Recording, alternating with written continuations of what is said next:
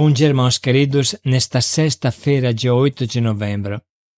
Bom dia, queridos irmãos e irmãs. Vamos hoje meditar o Evangelho de São Lucas, capítulo 16, versículos de 1 a 8. O Senhor elogiou o administrador desonesto, porque ele agiu com esperteza.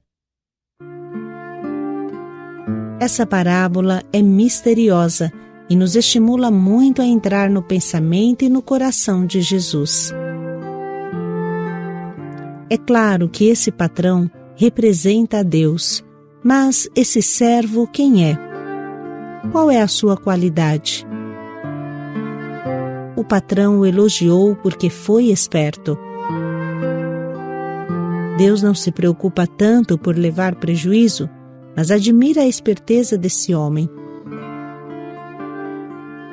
Essa parábola mostra claramente como Deus quer que sejam seus servos, seus discípulos, espertos.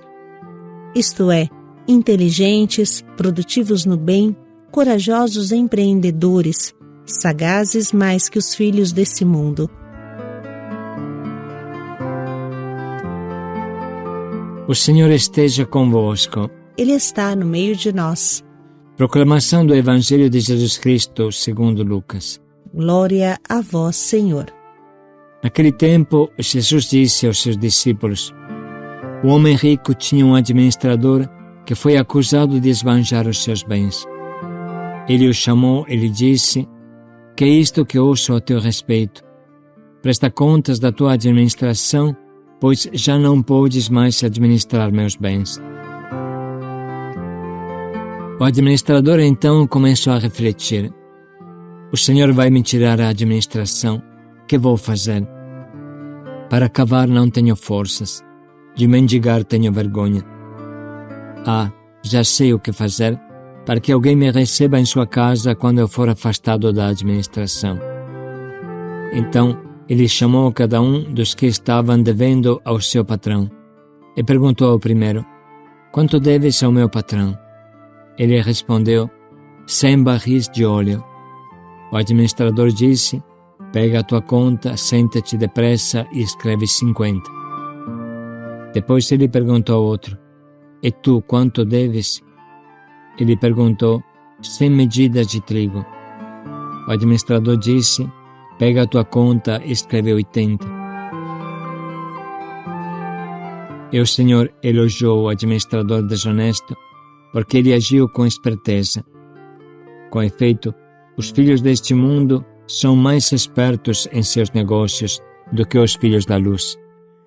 Palavra da salvação. Glória a vós, Senhor.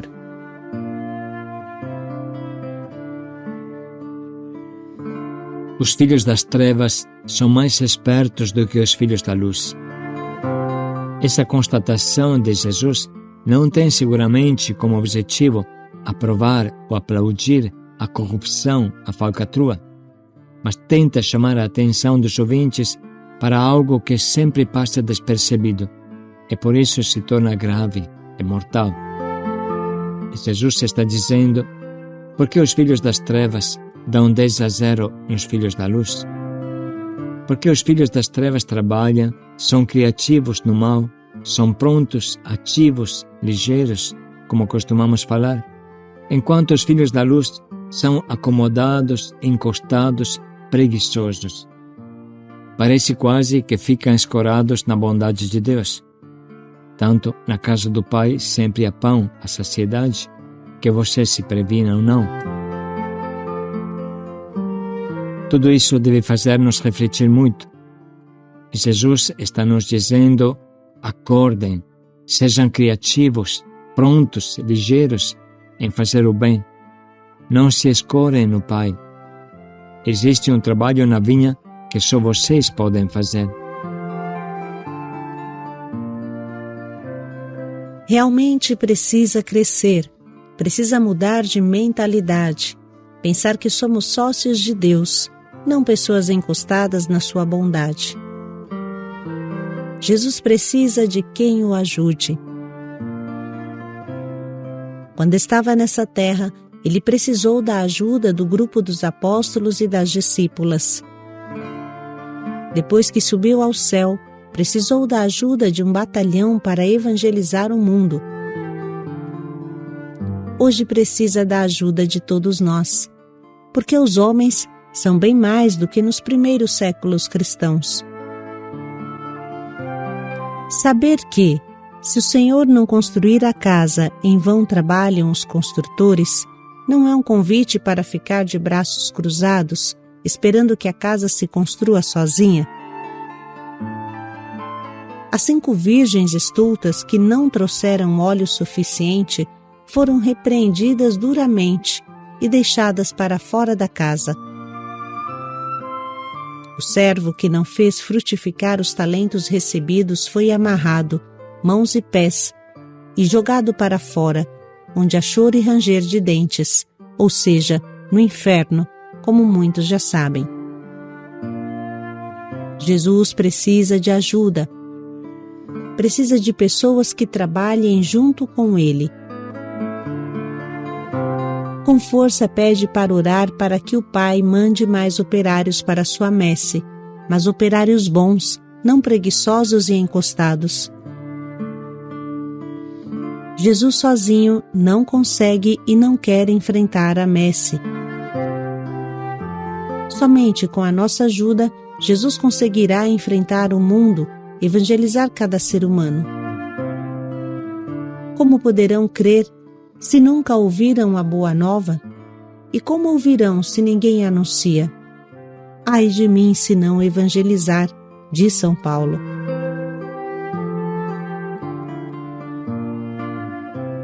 De verdade, o Evangelho não caminha sozinho.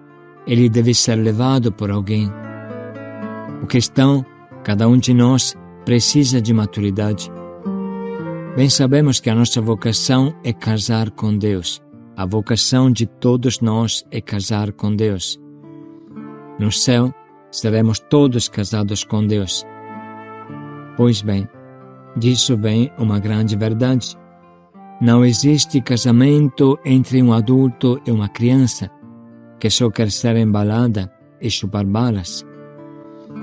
Para casar, para construir casa juntos, construir família juntos, precisa que os dois sejam maduros fisicamente, humanamente, psiquicamente e espiritualmente. O anjo anunciou a Maria o nascimento do Messias. Na flor da sua idade, ela se tornou mãe com o seu sim. Se Maria tivesse falado não, Jesus não poderia se encarnar. Com o seu não, Maria teria bloqueado o plano de Deus e não sabemos o que teria acontecido. Sem o ventre de Maria, Jesus não teria vindo neste mundo. Foi Maria que o trouxe aqui, cuidou dele, o embalou, o amamentou, o lavou, o educou. Maria foi ativa, esperta, bem acordada, criativa e prestativa. Da mesma forma, José, que graças ao sonho, intuiu o perigo de Herodes que queria matar Jesus e salvou Maria e o pequeno menino. Com seus fortes braços de marceneiro, trouxe alimento e proteção nos longos anos do Egito e depois em Nazaré. Sem ele, Jesus teria passado fome. José não ficou de braços cruzados pensando: os anjos de Deus virão trazer alimentos do céu. No final das contas, não foram os corvos que alimentaram Elias, trazendo-lhe pão e carne todo dia? Bem mais que Elias há aqui. Então não precisa eu trabalhar. Os anjos farão tudo. José não pensou assim não.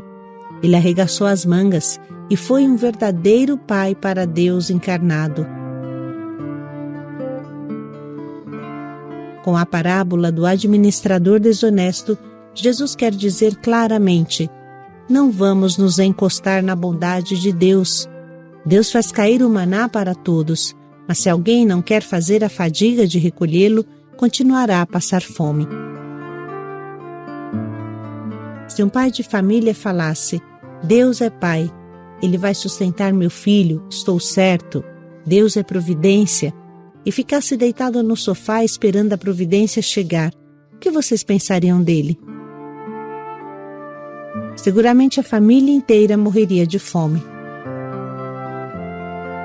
Deus quer que sejamos maduros, responsáveis, não crianças birrentas e viciadas, empregados encostados e preguiçosos. Nada de bom acontece se não arregaçarmos as mangas. Deus precisa de nós. Ele quer casar conosco, construir casa conosco. A casa se constrói juntos. Deus abençoa o trabalho, não a preguiça. Infinitas vezes falamos que se aquela criança do Evangelho da multiplicação dos pães não tivesse oferecido os seus 5 pães e 2 peixes, Jesus não teria feito o milagre da multiplicação. Deus multiplica o nosso pouco, mas não o nosso nada. Nada multiplicado nada, dá sempre nada. Se construirmos uma igreja de alvenaria, Jesus poderá morar no seu sacrário e permanecer sacramentalmente no nosso meio. Mas se nós dormimos e ficamos relaxados, Jesus não levanta a igreja de alvenaria e nunca poderá morar no sacrário dentro desta igreja.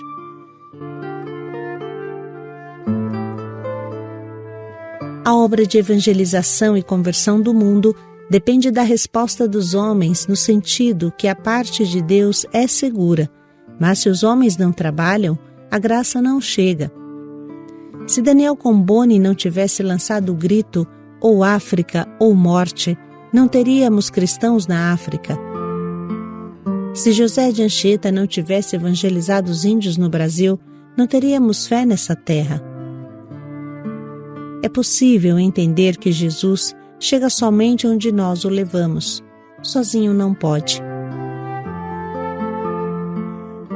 Essa consciência é indispensável para poder construir a igreja. Se São Paulo tivesse pensado, eu vou ficar deitado numa rede preguiçosa, tanto o Espírito Santo tem asas e pode percorrer o mundo melhor do que eu. Seguramente, não teríamos mais de 2 bilhões de cristãos no mundo.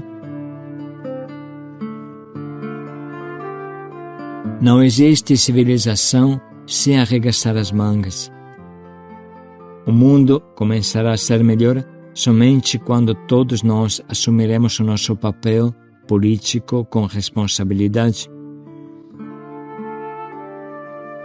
E acompanhando este raciocínio, podemos chegar à nossa igreja.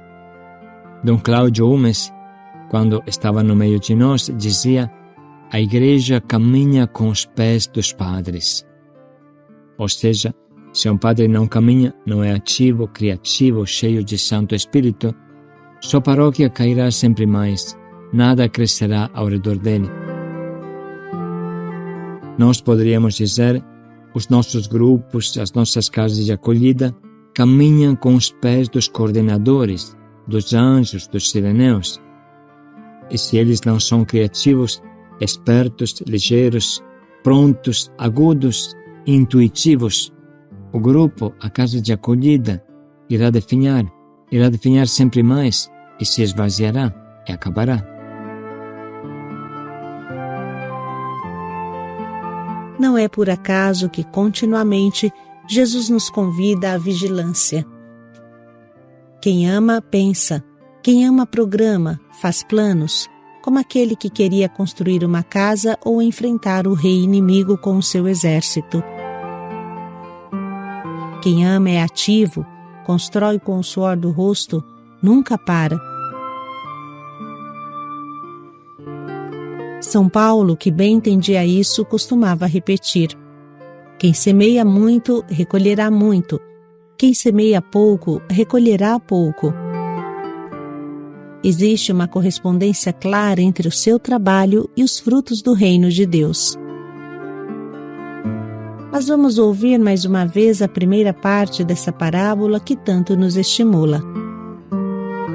Naquele tempo, Jesus disse aos seus discípulos: o homem rico tinha um administrador que foi acusado de esbanjar os seus bens. Ele o chamou e lhe disse: que é isto que ouço a teu respeito. Presta contas da tua administração, pois já não podes mais administrar meus bens. O administrador então começou a refletir. O Senhor vai me tirar a administração. Que vou fazer? Para cavar não tenho forças. De mendigar tenho vergonha.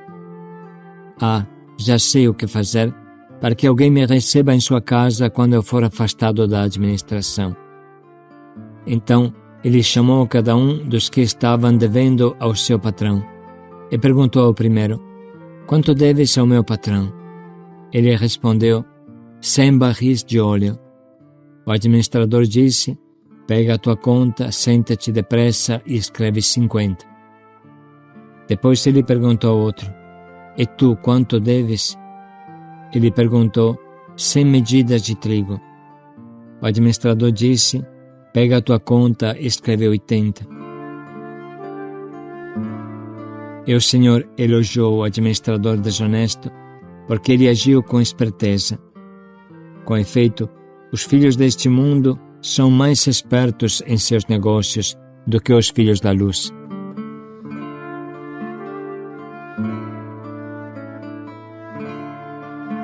Vamos meditar mais um pouco agora, sublinhando e anotando o que mais fala ao nosso coração.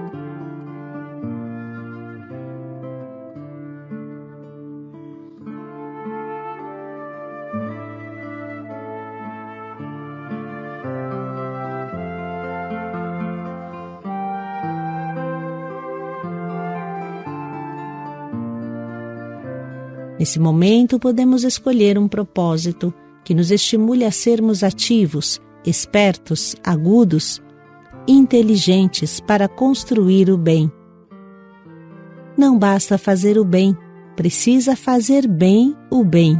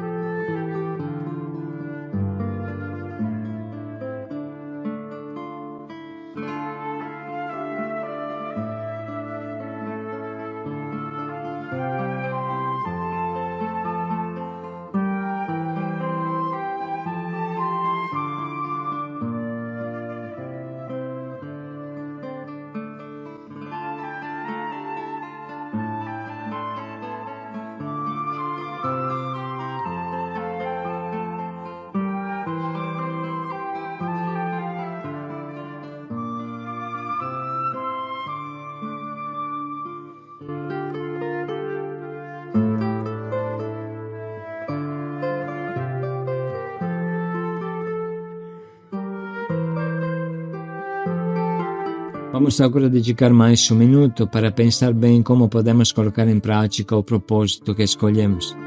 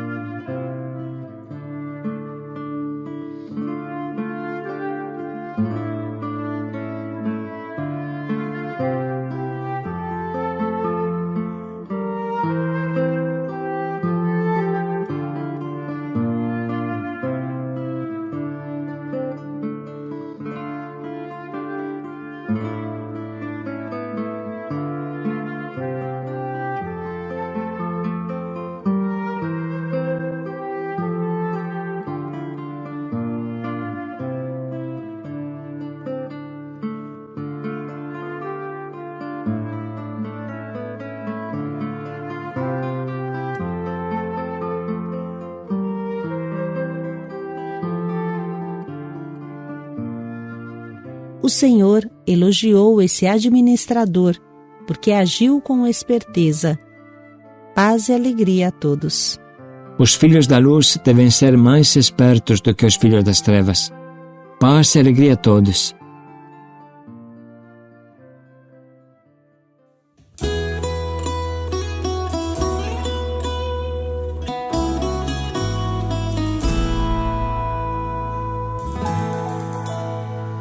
De todo mundo para este lugar, partimos, voamos, chegamos aqui. Com Maria ensaiamos um sim, queremos servir, fazer a vontade do Pai, nosso Pai. Chamados a ser com Cristo Jesus, vamos dar e estar dispostos ao sim, como a nossa mãe. Todos vão ouvir a nossa voz. Levantemos os braços, a peça no ar. Jesus vive, não nos deixa sós, não mais deixaremos jamais. Tu que andas à procura de ti, parte a descoberta, vem ver o que eu vi.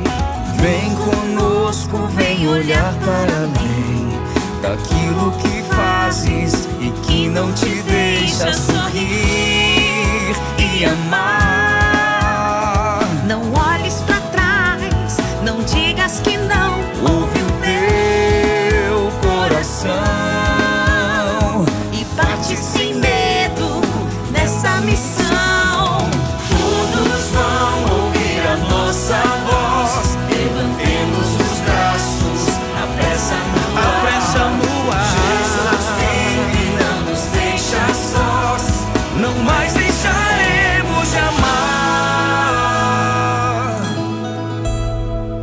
Foi Maria quem primeiro acolheu a grande surpresa da vida sem fim. Confiante, simples, quis receber tão grande mistério de um Deus que é pra sempre por ti e por mim. Não posso calar, não posso deixar de dizer, meu Senhor, conta comigo, não mais calarei. Todos vão ouvir a nossa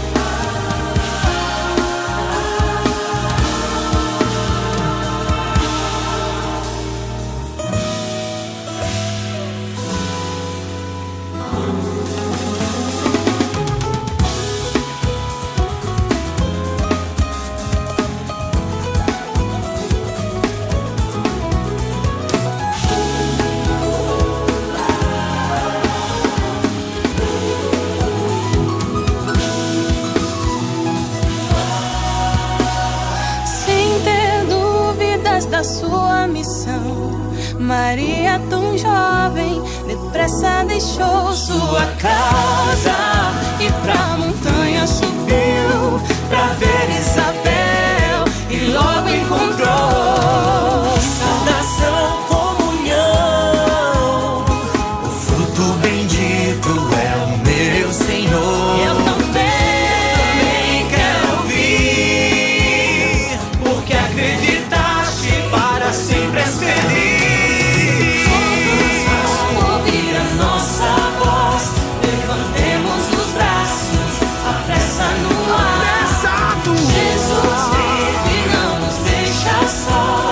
Não mais deixaremos de amar.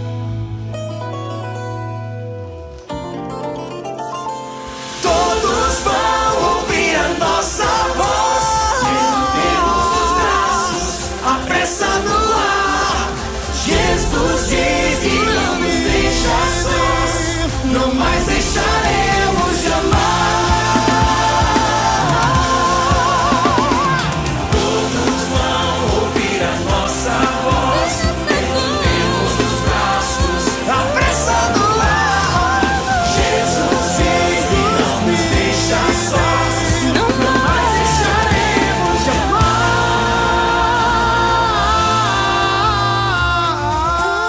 vão ouvir a nossa.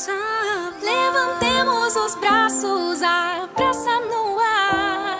Jesus vive, não nos deixa sós. Não mais deixaremos de amar.